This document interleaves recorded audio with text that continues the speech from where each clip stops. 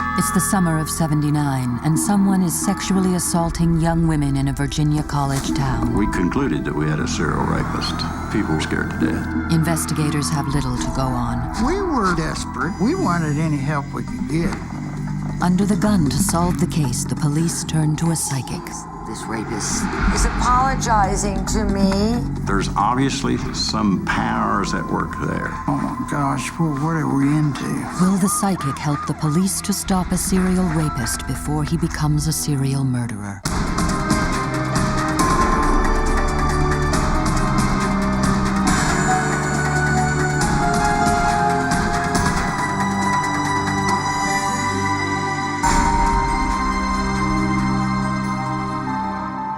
Stanton, Virginia, a small, sleepy southern town nestled in the Shenandoah Valley, the birthplace of Woodrow Wilson, the 28th President of the United States. It was a city of 25,000, but it was sort of caught in time.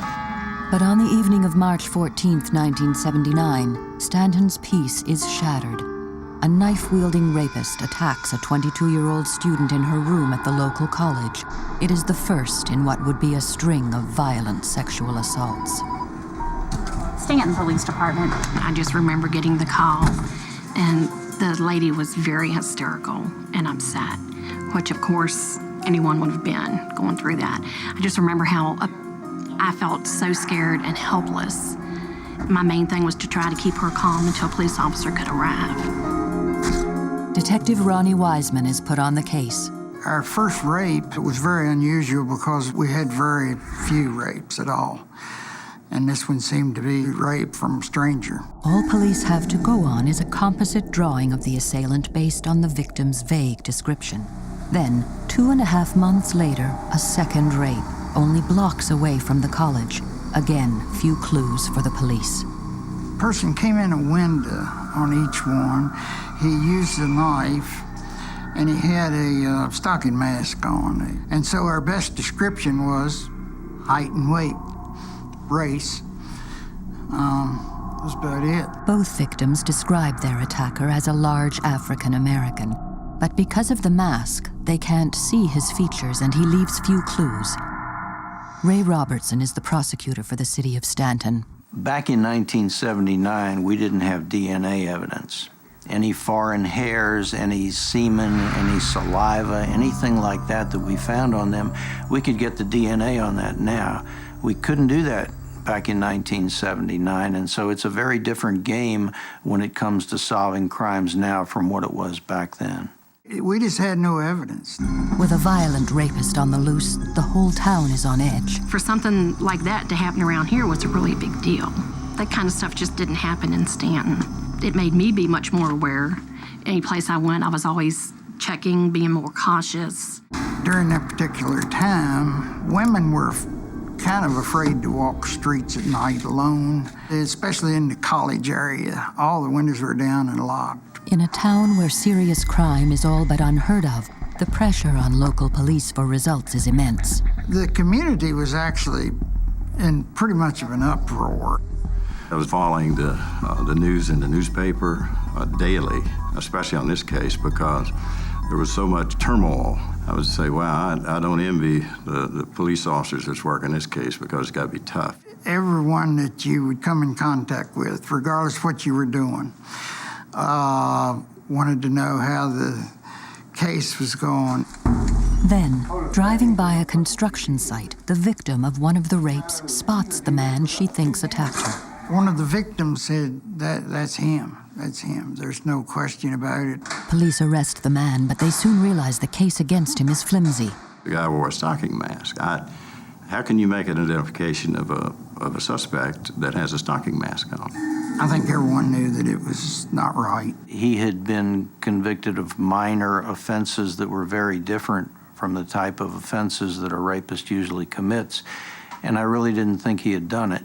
No sooner is the first suspect released than the other rape victim names a different man.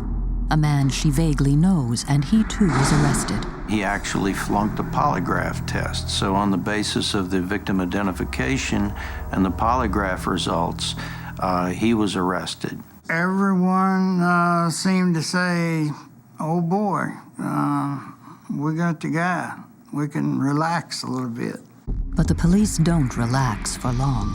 Less than a month later, a third attack, just like the first two. Wearing a stalking mask and wielding a knife, a man climbs through a window and rapes a 32-year-old woman.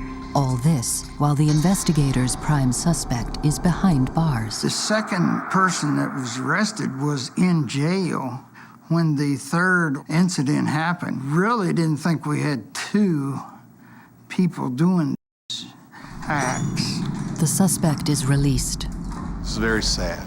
The police were scrambling to get an arrest in the case. Women were on edge, and we were getting a little frustrated and maybe a little antsy, too, to solve some of these things. With 3 identical attacks, police believe, unless stopped, the man will almost certainly rape again. We realized after about 2 or 3, we had a serial rapist. This is something that was very new. We'd never had anything like this. Under intense pressure, Detective Wiseman calls in Special Agent Darrell Stillwell of the State Police. You had a person that was operating within about a 5-block area. There were all types of sightings, window peepings, entries into houses, burglaries, thefts of small items. The perpetrator's rapid escalation from petty burglary to violent rape makes police fear what he'll do next. The possibility that something will go down, a resistance that will cause a homicide. There's always the possibility of that. Then, 6 months after the rapes began, a chance event changes the whole course of the investigation. Psychic Noreen Rainier arrives in town to give a talk at the local college about ESP and the paranormal. I had been teaching at Blue Ridge Community College, and at the very end of my lecture, a young lady stood up in the audience and asked me if I would do a public service. I said yes, and she told me that there had been a rapist in the town, and her sister had been one of the victims, and if I could hold her ring and see if I picked up anything. Noreen uses psychometry, a common psychic technique. It seems that object has memory or goes beyond memory, and I can see images in my head.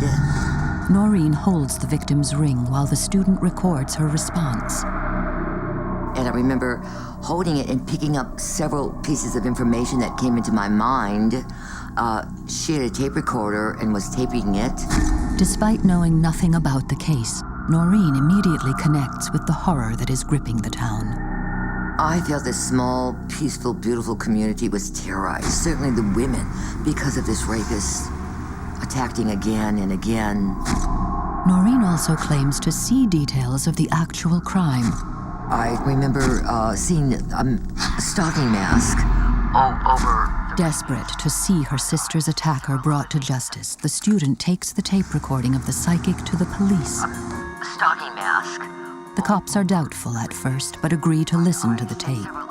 Like the student, they are impressed with what Noreen has to say. Sister had. Noreen told us this guy had used a stocking mask and a knife in all his rapes. All the things that the victim had told us that never were reported in the media. Well, we were sort of in disbelief. How does she know this? Because these things weren't out. On September 2nd, a 4th woman is raped. The victim, a young woman who was babysitting for friends. And then, a few weeks later, the rapist, wearing his trademark stocking mask, strikes again, this time a 23-year-old woman. The public image of the Stanton Police Department plummeted. It was a worst-case scenario. With the attacks becoming more frequent and more brazen, the cops are willing to try anything, even a psychic. We were desperate. We wanted any help we could get. Dabbling in the paranormal to solve a crime is not conventional police procedure. We had no idea what we were getting into, and it was very new. I think that when the police first agreed to work with me, they had no clues, and he kept raping, and they had no information, so they thought, what do we have to lose? Can a psychic working with detectives help to track down a sexual predator before serial rape turns to murder? And we looked at each other and thought, oh my gosh, well, what are we into? In the summer of 1979, a violent sexual predator is haunting Stanton, Virginia. We concluded that we had a serial rapist. 5 violent rapes have been committed by a mysterious masked man carrying a knife. With few leads, the police have all but hit a wall. The public image of the Stanton Police Department plummeted. It was a worst-case scenario. In desperation, the detectives turn to psychic Noreen Rainier, who has offered to help. I was just nervous. I had never worked with the police before. Today, Noreen Rainier is one of America's best-known psychics. But before Stanton, she had never worked with the police. So my own concern was, will my mind be able to do what they want? The first thing investigators do is take Noreen to the home of the third victim, the sister of the student Noreen had met. We just let her go. Didn't say a word like, yeah, you're right, or no, you're wrong, or anything. We didn't chat, we just went, hello, hello, and I started working. We took Noreen to this house. About halfway up the steps, she said he came in that window right there. The rapist had climbed into the window and had touched the banister. Noreen's vision uncannily matches what the investigators already believe. We'd found a ladder laying in the yard, and we came to determine that the person went in a upstairs side window. These things had never gotten out. How could the psychic know something that hadn't been released to the public and the media? When he opened the window, in order to get in, he just had to sort of jump to the banister. That banister had given police the one hard piece of physical evidence they have. They'd gotten a real good palm print where he had to grab the banister. Walking through the home, Noreen's paranormal visions of the attack come thick and fast. He was already waiting for her when she got home. They said, show us. She pointed to a room and said he was waiting back in that room for the victim to come home. That was true also. Before she got to the bedroom, she said, there's some violent activity up here. They looked at each other, but they didn't say anything. And then we walked in. She walked in the bedroom and sat down on the bed, and she started talking as if she were the victim. Stutters. Noreen's description of the attack matches every detail of the victim's report. The rapist had come in the window. He had been hiding in wait. He had attacked her in her bedroom. Now, eerily, Noreen claims she has taken on the role of the victim and reveals something startling about the rapist. He's apologizing to me. And I was so shocked. But it just was like a little scene from a movie, just that one quick little picture, and I could hear his words. I'm sorry. This bizarre detail that the rapist apologizes to his victims is already known to the She was investigators. in a car accident and He spoke to each victim, carried on very apologetic conversations. And he apologized to some of the victims. It was very, very unusual. But the psychic claims to have one more detail about the rapist. I feel like his pants and shirt, they match. He's wearing a uniform. I could feel the material, and uniforms have a special heaviness to it. And I could tell that the pants and the shirt matched. We were in disbelief. How does she know this? Because these things weren't out. Noreen's first vision of the rapist suggests he's a laborer. But as she talks, she's also receiving other more cryptic psychic signals. What I'm seeing, it seems to be going around and around. The entire time, she would sit and talk, and she was drawing on the pad with a pencil, just drawing a perfect circle. Noreen is sure the circles she's drawing mean something, but exactly what she can't say. I remember first seeing him driving something. I remember knowing that whatever he drove went around and around. She said, I have no idea what this means, but it has something to do with his occupation. Without knowing anything, the psychic has accurately described the attacks and given the investigators a profile of the serial rapist. There's obviously some powers at work there. It must be. And I've pretty much concluded that in my mind based upon this particular case. Impressed with what they've learned so far, the detectives take Noreen to the home of the most recent victim. They never told me any information, never gave me any feedback. Taking me to a second victim's house, I knew that I must be onto something. There, she has a vision that would provide police with a vital clue. She claims to see where the rapist lives. See this theater marquade, and I knew he lived real close. I remember feeling the brick. Which was very interesting because there was an old theater right in the vicinity where all this was occurring. Most of these things occurred within a mile and a half, or just within 5 blocks. Noreen has told the cops where she believes the rapist lives, but she also knows how he can be identified. I wanted to go through his body to see if I could pick up any tattoos or scars. When I got to the knee, I could see the scar. First of all, it hurt. I remember the limping. Pretty deep scar on his leg that would cause him a slight limp. Very new to us. We had no idea. She was getting a pretty detailed picture of this attack. Can the psychic's cryptic clues help the police to track down a rapist who's already attacked 5 women? And we had the information, but we didn't know what to do with it. In the summer of 1979, a serial rapist is terrorizing the college town of Stanton, Virginia. The police were scrambling to get an arrest in the case. There was a crisis of public confidence. Desperate, the investigators have enlisted a psychic. She said she was picking up energy, and she was taking on the role of this victim. I feel theater. I knew he lived real close, and I remember feeling the brick. She said he lived in an apartment right across from a movie theater. Brick apartment, she even stated. We did concentrate on the brick apartment building across from the movie theater. We were in plane cars, and we had them positioned all around the city, and especially in that particular area. The community became absolutely racked with fear. There was a tremendous need to get this case solved. And it could have gone real bad for us.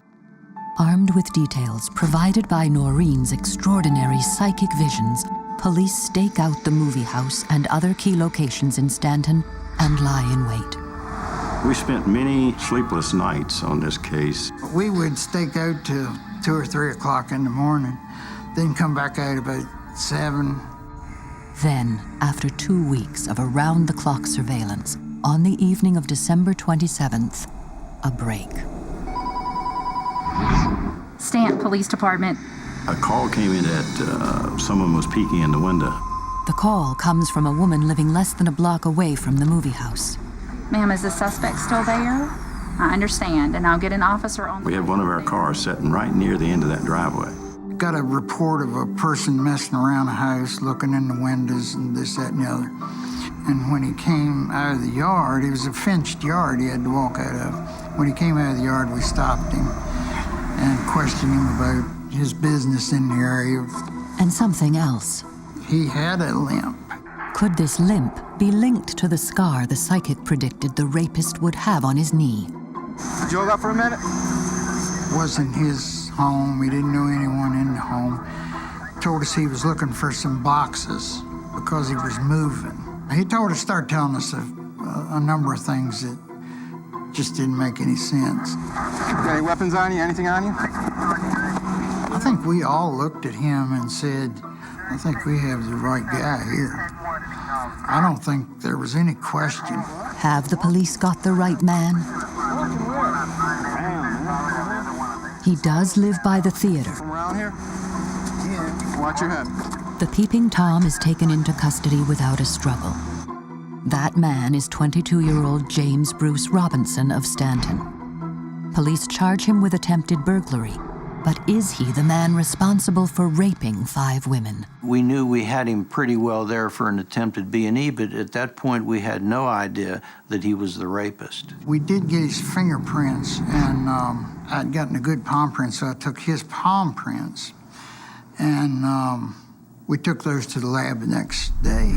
Then they remember one of Noreen's most detailed predictions. The rapist would have a big scar on his knee. It's very strange to ask him to pull his pant legs up. He had no idea why we asked him that. I was so excited when he pulled his pant leg up and showed me a great big scar there. So all of these things just started coming together. The psychic is right. But to nail Robinson, they need more. They need hard evidence. The evidence that we had was pretty, shall I say, skimpy on each one of these sexual assaults as far as linking anything particularly to him. We had one palm print off of one of the scenes. The investigators devise a plan. To persuade Robinson to confess, they take him to the scene of his crimes. It was a technique I used in many criminal investigations. Put him in a car and drive him to a neighborhood. We did a lot of running around in the car with him, asking him things as we drove by people's houses that he had visited. And he started out making confessions to trespasses and burglaries. That's how it started. Despite admitting to a string of burglaries, Robinson denies rape. But then, suddenly... Sir, the lab just called back. Your palm print matches your suspect. We got a call over the radio that the lab had called and matched that palm print. He knew exactly now that he's had it. Confronted with the evidence, James Robinson breaks down and confesses to the rapes. He gave the police details that only the true rapist could have known. There's little doubt that Noreen helped police put the serial rapist behind bars. Her remarkable insights were right on almost every count. She described how the perpetrator had entered the homes, how he had apologized to his victims. She told police the suspect lived close to a theater, that he limped, and he had a scar on his knee. This is Dixie movie theater. It's been here for years. And coincidentally, right across the street are the Woodward Apartments, and where the suspect was found to live. And what about those puzzling circles Noreen drew? The suspect drove cement mixer truck. He would leave the truck parked in front of the apartment or somewhere close, and he'd go in. I must admit I was very impressed by he drives something that goes round and round, and it turned out to be a cement mixer truck. That was pretty cool. Noreen's vision of a man in uniform is also true. The night we picked him up, he had the shirt on. At the trial, the prosecution paint a chilling portrait of a man driven to rape and rape again. James Bruce Robinson pleads guilty and is sentenced to 5 concurrent 20-year sentences for the Stanton rapes. We were very impressed with Noreen and the information that she was able to give us. It gives you a little extra something to look for, you know, when you're out on the street. Everything that she gave came about. And then at the very end, when I left, as they were shaking my hands, they said, "When will we catch him?" And I thought for a second, and I said, "Before Christmas." And we got him on December 22nd. Called me later to thank me for my Christmas present.